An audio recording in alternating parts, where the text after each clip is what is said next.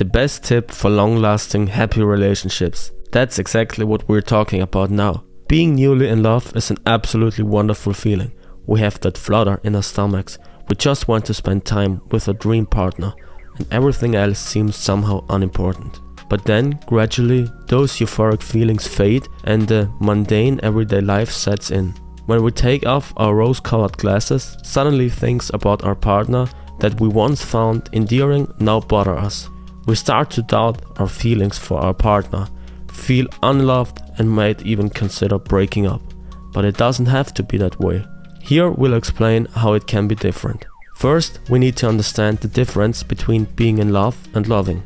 The euphoric first phase, full of happiness, the rose-colored glasses, that's being in love. According to psychologist Dorothy Tanoff, this phenomenon lasts about 2 years on average.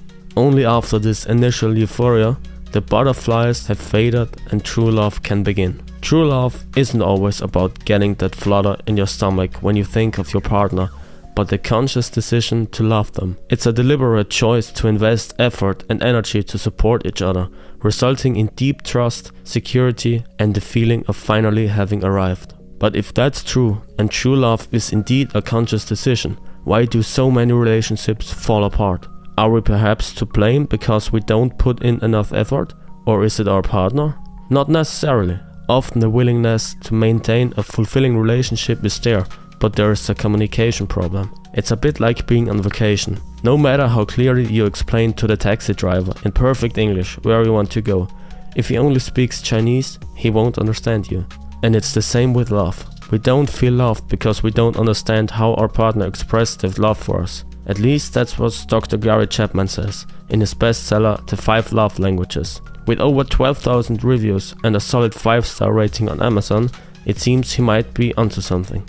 According to Dr. Chapman, there are 5 fundamental ways we express deep affection for a partner. The 5 love languages. Each person primarily communicates in one of these languages, says Chapman. So if you and your partner speak different love languages, you won't understand each other and thus won't feel loved. And when we don't feel loved, it leads to a more distant relationship that is doomed to fail in the long run. The best relationship tip is therefore to learn your partner's love language, and they yours. So let's clarify what exactly these 5 love languages are. First, words of affirmation. Sure, we all like to hear praise and receive recognition, but some people need this from their partner to feel loved. If your partner speaks this love language, they will be thrilled by compliments like "you look really stunning in your new suit," or expressions of gratitude like "thank you so much for making such a delicious dinner for me today. I really appreciate it." Second, quality time. Some people primarily need to spend intentional time with a partner to feel loved. A joint spring cleaning, weekend grocery shopping, or sitting together in the same room while doing different activities doesn't count. It's about quality time, intentionally spent together, where you focus solely on your partner and not always glance at your smartphone. Third, receiving gifts. These don't usually have to be expensive, quite the opposite. It's about showing your partner that you've thought of them, invested time, and done something to make them happy.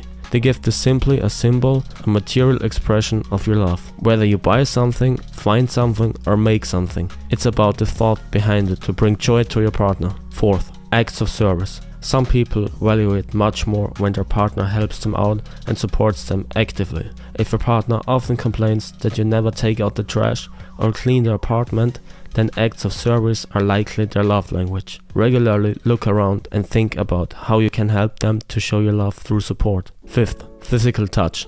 If your partner speaks this love language, you should touch them as often as possible. Being hugged, holding hands, kissing, cuddling bed, or having sex are then the ultimate expressions of love of your partner. Of course, all these 5 points are necessary for a happy relationship. But it's really important to understand that people primarily express the love in just one of these 5 languages. If you try to show your affection through words of affirmation and acts of service, but your partner's love language is quality time, they will appreciate your efforts but still not feel loved. For a happy and fulfilling relationship, you should therefore primarily communicate in your partner's love language and they in yours. If you're not sure what your love language is, there are 3 simple ways to find out.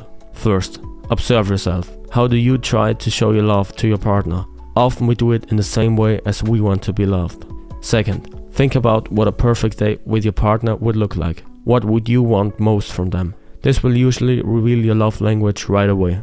Third, if something your partner does hurts or offends you, take the exact opposite of that.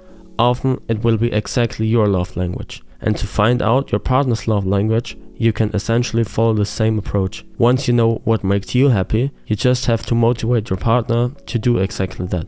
But it's quite possible that this won't be so easy. So have a great day and see you in the next video.